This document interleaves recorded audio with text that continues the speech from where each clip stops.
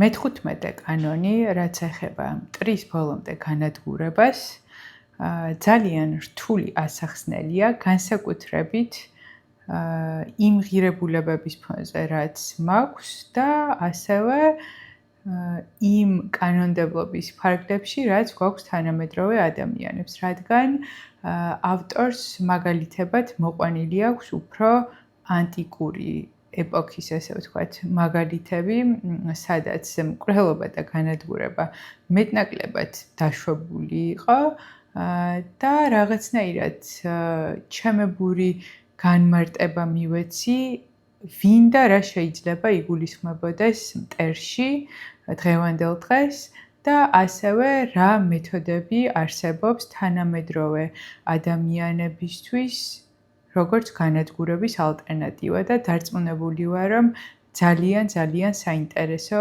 ეპიზოდი გამოვა. ყოველ შემთხვევაში, რაც დავამუშავე და რა იდეებიც მომივიდა, ძალიან საინტერესოა და იმედი მაქვს, რომ მოვახერხებ, რომ გადმოვცე კარგად. კანონის ფორმულირება. ყველა დიდმა ლიდერმა მოსეთი დაწყებული იცოდა, რომ დამბრთხალი მტერი ბოლომდე უნდა გაანადგურო. თუნდაც ერთი სუსტად მხრჩოლავი ნაკვერჩხლის დატოვებით, ადრე თუ გვიან ცეცხლი აგიზგიზდება. შუა გზაზე გაჩერებით შეიძლება იმაზე მეტი დაკარგოთ, ვიდრე სრული განადგურებისას. მტერი ძალას მოიკრებს, მოძლიერდება და შურს იძიებს. ამიტომაც მტერი სრულად გაანადგურეთ, არა მხოლოდ ფიზიკურად, არამედ სულიერადაც. მე რომ ყოფილიყავი ამ კანონის ავტორი, დავამატებდი, რომ მტერი არ არის მხოლოდ ესეთი გაცხადებული მტერი, ვისთანაც გაქვთ კონკურენცია, შუღლი ან დაპირისპირება. მტერი ადამიანის პირველ რიგში არის საკუთარი თავი და საკუთარი თავი იმ კონტექსტში, რომ ჩვენ გვაქვს ბევრი მავნე ჩვევა და მთელი ცხოვრების მანძილზე გვიწევს ამ მავნე ჩვევებთან ისეთი ბრძოლა, როგორც უნდა ვებრძოლოთ მტერს, მათი აღმოფხვრა და განადგურება. და აი ის, რომ პატარა ნაკვერჩხალსაც დატოვებ, თუ ბოლომდე არ აღმოფხვრი, ის უფრო გადიძდება და დაგიბრუნდება ცუნამივით, ჩემი აზრით, მავნე ჩვევებსაც ეხება. მაგიტო ჩემი განსაზღვრებით, რაც იყო მავნე ჩემს ცხოვრებაში, როგორიც არის მაგალითად ალკოჰოლი, ხანდახან სიგარეტის მოწევა, ეს ორივე ჩემი ცხოვრებიდან თავიდან ბოლომდე აღმოიფხვრა. არ არსებობს არც ერთი სიტუაცია და დაშვება, სადაც მე შეიძლება ალკოჰოლი მოვწრუბო. ასევე ვარ ეხლა უკვე ყავასთან და ზოგადად კოფეინიან, ესე ვთქვათ, სასმელებთანაც. აი რამდენჯერ გამიგია ისტორია, რომ დაანება მოწევას თავი, მერე ერთხელ ალკოჰოლი დალია, ორი ღერი მოწია და თავიდან დაიწყო მოწევა. აქედან გამომდინარე, ჩემი აზრით, ჩვენს მავნე ჩვევებს უნდა მივუდგეთ ისე, როგორც მტერს და როგორც გვეუბნება ავტორი, არ უნდა დავინდოთ, ბოლომდე უნდა აღმოფხვრათ, უნდა ფიზიკურადაც მოვიშოროთ, სულიერადაც მოვიშოროთ და საერთოდ ანუ ჩვენი ცხოვრებიდან გავრიცხოთ და აღარ უნდა არსებობდეს. იმიტომ რომ ზუსტად ის პატარ-პატარა დაშვებები, რომ მოდი დღეს ერთ ჭიქას დავლევ, მერე გადაიზრდება ორ ჭიქაში, სამ ჭიქაში და ასე შემდეგ. და ჩვენ თუ გვინდა დღეგრძელი, ჯანმრთელი და სასარგებლო ცხოვრება, მავნე და დესტრუქციული ჩვევები უნდა ამოვიღოთ ჩვენი დღის წესრიგიდან, ისე როგორც მოვექცეოდით გაცხადებულ მტერს. და დავამატებდი, რომ მტერი ბოლომდე გაანადგურეთ, ჩემთვის ზოგადად ნიშნავს ყველაფრის დასრულებას, ყველა ციკლის, ყველა ჩვევის, ყველა ურთიერთობის დასრულებას, რაც ჩვენთვის არის მავნე. და მაგალითად ტოქსიკური ურთიერთობები ნათესავებთან, მეგობრებთან, ოჯახის წევრებთან, კოლეგებთან, ყველა ურთიერთობა, რომელიც არის ჩვენთვის მავნე, არის ჩვენთვის მტრული. არ აქვს მნიშვნელობა წინასწარი განზრახვით გუნებს ვიღაცა თუ არა, თუ არის სისტემატიური და სისტემატიურს ნუ დაველოდებით, რომ 100 ჯერ გვადგინონ გული, 1, 2 და მორჩა, მაშინ ეს ურთიერთობა არის ტოქსიკური და უნდა აღვიქვათ ეს ადამიანი ამ პირთაწრე ეგრეთ წოდებულ მტრად და უბრალოდ გავუშვათ ჩვენი ცხოვრებიდან, ანუ დავასრულოთ ეს ურთიერთობა. კაუტილია ინდოელი ფილოსოფოსი, რომელიც მოღვაწეობდა ძველი წელთაღრიცხვით მე-3 საუკუნეში, გვეუბნება, რომ ის, რაც მტრისგან დარჩა, აუცილებლად ისევ იჩენს თავს, დაავადების ან ცეცხლის მსგავსად. ამიტომაც მტრის ნარჩენები სრულიად უნდა განადგურდეს. არასოდეს დაინდო მტერი იმ მოტივით, თითქოს ის სუსტია. ადრე თუ გვიან ისეთივე სახიფათო გახდება, როგორიც ნაპერწკალია თივის ზვინში. და ეს ნამდვილად ესეა, მარტო მავნეჩვევების და ტოქსიკური ურთიერთობების მაგალითზე არა, არამედ რაც ამ წიგნში იგულისხმება. მაგიტომ არის, რომ ისტორიის მანძილზე, თუნდაც პოლიტიკაში, ვინც თავის მტერს ტოვებდა ცოცხალს, ან არ უკეთებდა, ესე ვთქვათ, მაქსიმალურ განრიდებას, ან არ ჩასვამდა ციხეში ისე, რომ არავის არასდროს აღარ ენახა და ამაზე უამრავი ფილმი, დოკუმენტური და ისტორია გვაქვს უკვე ნანახი და ვიცით, აუცილებლად რაღაც მომენტში მიუბრუნდებოდა დანდობ მართვალს, ესე ვთქვათ, ეს დანდობის ფაქტი, რომ მერე შეიძლება თვითონ აღმოჩენილიყო მისი მტრის ადგილას ციხეში, ან უბრალოდ მოეკლათ. აქედან გამომდინარე, პოლიტიკაში ადრეც და დღესაც არის ძალიან ხშირად ეს მეთოდი გამოყენებული, რომ თუ მართლა მტერია, ბოლომდე უნდა გაანადგურო და თანამედროვე ისტორიაში უბრალოდ ეს აღარ ხდება. პოლიტიკაში ყოველ შემთხვევაში მეტნაკლებად მკვლელობით ეს უფრო ხდება განრიდებით, ესე ვთქვათ, მისი რეპუტაციის დანგრევით და ასე შემდეგ, რომ ამ ადამიანმა მერე ვეღარ შეძლოს საზოგადოებაში საქმიანობის გაგრძელება ან თავის დამკვიდრება და ისეთ რაღაცებს უკეთებენ, რომ საერთოდ ვერ მოხდეს მისი რეპუტაციის აღდგენა და აღორძინება. ზოგადად, აი ჩვენ ხო გაგვიგია, მაგალითად მთიან რეგიონებში ეს სისხლის აღების წესი, რომ აი მთელი ოჯახი უნდა საგვარეულო ამოხოცო, რომ მერე აღარ ყავდეს მტერი. ესეც მაქედან გამომდინარეობს, რომ სანამ პატარა ნაპერწკალიც კი დარჩება და მაგალითად პატარა ოჯახის წევრი დარჩება და საშიშროება იმის, რომ შემდეგ ესე ვთქვათ, რისხვა მათ უკან დაატყდებოდა ძალიან დიდი იყო და ერთგვარად გარანტია იყო, რომ ამ შურის მაძიებლებს არ დაემართებოდა თვითონ არაფერი. რა თქმა უნდა, მე ამ ყველაფრის მომხრე არ ვარ. ზოგადად ამ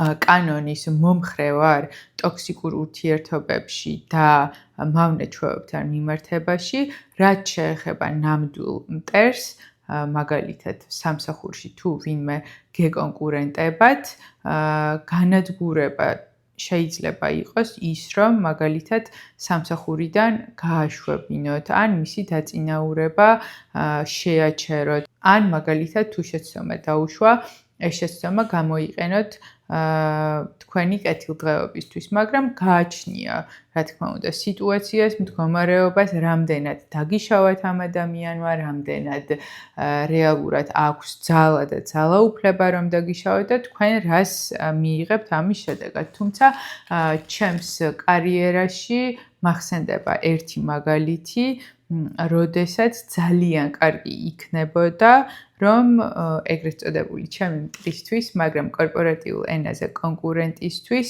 დამესწრო მოქმედება, რადგან დავაგვიანე და მე ესე ვთქვათ, წამგებიან პოზიციაში ვიყავი, მიწევდა თავის გამართლება.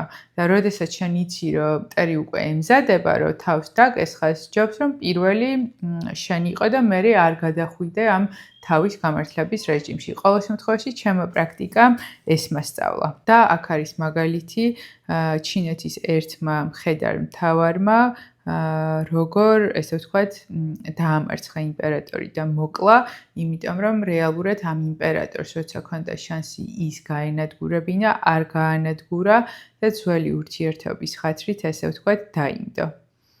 და მეც ასე დამემართა, თუმცა იმპერატორი არ ვარ. ავტორი გვეუბნება, ასეთი ბედი შეიძლება ეწიოს ყოველ ჩვენგანს, როდესაც მტრებისადმი სიმპათიით ვართ განწყობილი, როდესაც სიბრალული ან შერიგების იმედი ხელს გვიშლის მათ საბოლოოდ განადგურებაში. ჩვენ მხოლოდ ვაძლიერებთ მათ შიშსა და ჩვენდამის სიძულვილს. ჩვენ უფრო ძლიერები აღმოჩნდით, ისინი დამცირებულები და მაინც. წასვლის ნებას ვაძლევთ შხამიან გველებს, რომლებიც ერთხელ მაინც მოახერხებენ გვიკვინონ. არ შეიძლება ძალას ასე მოექცე, ის უნდა გაანადგურო, გათელო, დაბრუნებისა და რევანშის უმცირესი შესაძლებლობა უნდა მოუსპო. იგივე ეხება მტრად ქცეულ ყოფილ მეგობარსაც. დაპირისპირების აღნიშნული კანონი ასეთია: დაზავება არ განიხილება, მხოლოდ ერთ მხარეს შეუძლია გამარჯვება და ეს უნდა იყოს სრული გამარჯვება.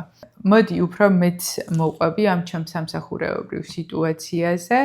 ანუ ადამიანი, რომელიც გახდა ბრჭყალებში ჩემი მტერი, იყო ჩემ მიერ აყვანილი იმ პოზიციაზე, რა პოზიციაზეც იყო და ძალიან გული მწყდებოდა იმაზე, რომ მე ამ ადამიანზე ჩემი წარმოდგენები შევქმენი, ჩემი შთაბეჭდილებები მქონდა და მეგონა, რომ ესეთი იყო. და მე რომ დავინახე მისი რეალური სახე, მაინც არ მჯეროდა, რომ რეალური სახე მისი ასეთი იყო. რაღაცნაირად აი ჩემს შთაბეჭდილებებს ვუჯერებდი მაინც და სიტუაციას ვაბრალებდი, ან რომ ასაკით პატარაა და ალბათ რაღაცა ცოტა შეიძლება თავში აუვარდა ეს პოზიცია და ხელშეწყობა. აი რაღაც გამართლებას ვპოულობდი საკუთარ თავთან და ვერ გავზომე სანამ და შეიძლებოდა წასულიყო. ამიტომ როცა მომეცა შანსი განადგურების, რაც იმ სიტუაციაში გულისხმობდა სამსახურიდან გაშვებას, სამსახურიდან არ გავუშვი და დავტოვე და რეალურად ამან გამოიწვია ის, რომ იყო ჩემზე გაბოროტებული, რადგან მე ვიყავი ის, ვისაც შეეძლო მისი სამსახურიდან გაშვება, მან იგრძნო ჩემი ძალაუფლება, ისიც იგრძნო, რომ დავინდე და აი ეს დანდობის კომპლექსი, მოკლედ დავმართა თუ დაემართა და რეალურად ერთადერთი შემთხვევა იყო, არა, სულ ორი შემთხვევა იყო ჩემს 15 წლიან კარიერაში, როცა ადამიანმა დამარეპორტა და ორივე იყო ნამდვილად უსამართლო და ამ ადამიანმა დამარეპორტა, რომ რაღაცა ცუდად ვექცეოდი, ხმამაღლა ვესაუბრებოდი და რაღაცა ესე ვთქვათ ფიქტიურ დავალებებს ვაძლევდი, რაც არ შეესაბამებოდა სიმართლეს და რეალურად რომ გამეშვა სამსახურიდან მაშინ, როცა დაუშვა მან დიდი შეცდომა და არ მჭირდებოდა რაღაცის გამოგონება, ამ სიტუაციისგანაც დავიცავდი თავს და არ მომიწევდა მერე თავის მართლება, რომ ნამდვილად დილობიანი ვარ და თანამშრომლებს არ ვუყვირი და არ ვექცევი ცუდად. ამიტომ ესეც გაკვეთილი, რომ როგორც კი აღმოვაჩენთ, რომ ვიღაც არის თქვენი მტერი, სამართლიანობის ფარგლებში რეალურ ფაქტებზე დაყრდნობით, თუ შესაძლებლობა გაქვთ, უნდა ჩამოიშოროთ თქვენი სივრციდან. ან თქვენ უნდა მოშორდოთ იმ სივრცეს, ან მინიმუმ ის დაშვება უნდა გქონდეთ და იყოთ ფხიზლად, რომ როგორც კი შესაძლებლობა ექნება, გველივით გიკბენთ და თანაც იქნება შხამიანი ნაკვენი. მე რომ ეხლა ძალიან სასტიკი არ გამოვჩნდა, ერთ-ერთ მაგალითს წავიკითხავ, მღვდელმა ჰკითხა ესპანეთის მომაკვდავ სახელმწიფო მოღვაწესა და გენერალს რამონ მარია ნარვაესს. მიუტევებს თუ არა თქვენს მტრებს, თქვენო აღმატებულებავ? არა, არ მჭირდება არავისთვის არაფრის მიტევება. ყველა ჩემი მტერი მოვკალი. იყო პასუხი. ნუ მოკლა რომ გადმოვთარგმნოთ თანამედროვე დღეს, არის მეთოდი რომ აღმოფხრა, ჩამოიშორო, ან შენ მოშორდე, ან ძალიან ფრთხილად იყო, ან უბრალოდ დისტანცირდე. და რიგ შემთხვევაში უბრალოდ იყო ჩუმად და დაელოდო დროს, იმიტომ რომ ძალიან ხშირ შემთხვევაში დრო ყველაფერს აგვარებს, ვისაც გვჟერა კარმის, სულის, ვიბრაციების და ასე შემდეგ, მე ვურჩევდი, რომ დაელოდოს დროს. სხვათა შორის ძალიან ისეთი ჩანაწერია აქ, როგორ გითხრათ, აი ცოტა წინააღმდეგობაში მოდის ქრისტიანობასთან ესეთი განმარტება. და თავს დიდად ვერ მივეცი უფლება, რომ ეს განმევრცო თქვენთვის.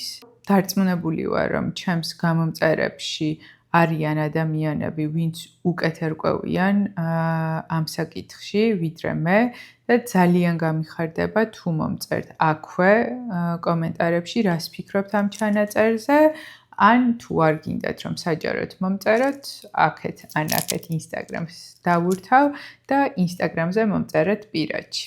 და რას გვეუბნება ავტორი? მტრის გაცამტვერების სიბრძნე ბიბლიასავით ძველია. შესაძლოა პირველად გამოიყენა მოსემ, რომელმაც ის ღმერთისგან ისწავლა. ღმერთმა წითელი ზღვა გააპო, რათა მოსე და მისი ხალხი გაეტარებინა. შემდეგ ზღვა ისევ შეაერთა და ასე დაღუპა ეგვიპტელები, რომლებიც მათ მისდევდნენ უკანასკნელ კაცამდე. ანუ შინაარსი ასეთია, რომ თავისი ხალხის გადასარჩენად ღმერთმა დაღუპა უკანასკნელ კაცამდე ეგვიპტელები, ანუ გაანადგურა მტერი. და ამ კონტექსტში ჩემი შთაბეჭდილება ასეთია, რომ ავტორს უნდა გვითხრას თითქოს ისეთი რელიგიაც კი, როგორიც არის ქრისტიანობა, თუ გადაეღობება მტერი, ან იქნება ესე ვთქვათ საფრთხე, ამართლებს მათ ამოხოცვას უკანასკნელ კაცამდე.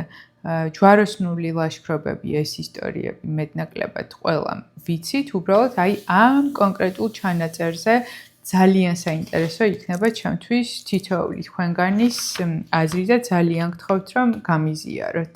კანონის საპირისპირო მოსაზრება. ეს კანონი არც ერთ შემთხვევაში არ უნდა იყოს იგნორირებული, მაგრამ ზოგჯერ უკეთესია თუ კი ამის შესაძლებლობა არსებობს, მტერს თვით განადგურების საშუალება მისცეთ და თქვენი ხელით არ მოსპოთ. ეს რაც მანამდე ვახსენე, დრონი მეფობენ და არა მეფენი, მაგალითად შეიძლება იყოს სიტუაცია, როცა ადამიანს თქვენზე უკეთესი პოზიცია აქვს, მდიდარია, თანამდებობა აქვს და უბრალოდ არც იყოს რეალურად პრაგმატული მის წინააღმდეგ წასვლა, იმიტომ რომ ვერაფერს ვერ გახდებით. აქედან გამომდინარე, უნდა მიენდოთ დროს, ხშირ შემთხვევაში დრო თვითონ აგვარებს ამ ადამიანის ბედს, მაგრამ არის შემთხვევები, როცა არ აგვარებს და შეიძლება საჭირო იყოს, რომ თქვენ მოიპოვოთ ძალაუფლება და თანამდებობა მასზე მეტი, რომ რეალურად თუ გინდათ, რომ მათზე შური იძიოთ და ჩამოიშოროთ და შვიდად იყოთ, ესე ვთქვათ, გაანადგუროთ სულიერად და ფიზიკურად, როგორც ავტორი ამბობს. თუმცა მე პირადად არ დავხარჯავდი განადგურებაზე ფიქრში დროს,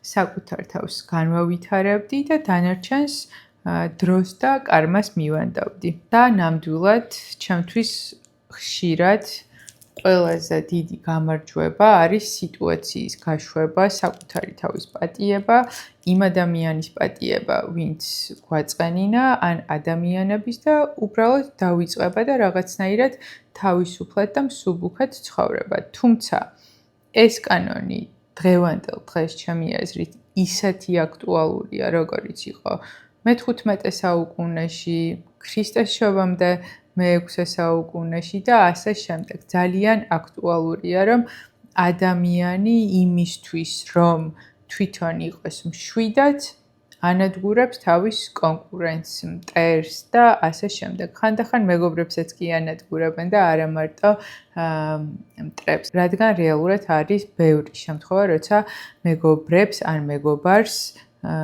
ერთმანეთის შურთ და ეს ყოველთვის არ არის, რასაც ვეძახით, თეთრი შური ან შური, რომელიც მერე შენს გამოძრავებს, რომ რაღაცას მიაღწიო. მინდა აქ დავამატო, რომ ბოდიშუხტი ჩემს გამომწერებს ერთკვირიანი ჩავარდნის გამო, უბრალოდ მე და ჩემს ქმარს პანამაში გვაქვს ქართული რესტორანი და წინა კვირაში ჩვენი რესტორანი წარმოადგენდა საქართველოს პანამაში გამართულ ძალიან დიდ 18,000 კაციან ღონისძიებაზე.